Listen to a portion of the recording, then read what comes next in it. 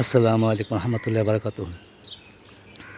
এটা আমাদের আরেকটা জাত বাড়ি আম আট লাগিয়েছিলাম।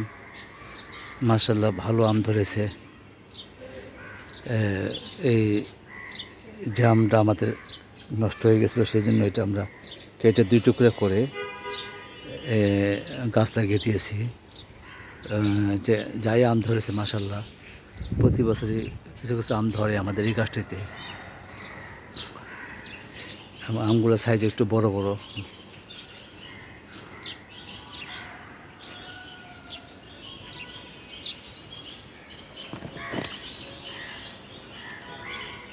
এই নিচেই বেশ কয়েকটা আম, সবচেয়ে বেশি আম ধরেছে।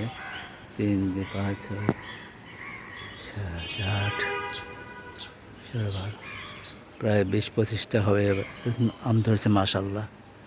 ধন্যবাদ সবাই। ভিডিওটা ভালো থাকলে লাইক করবেন, শেয়ার ফলো দেবেন।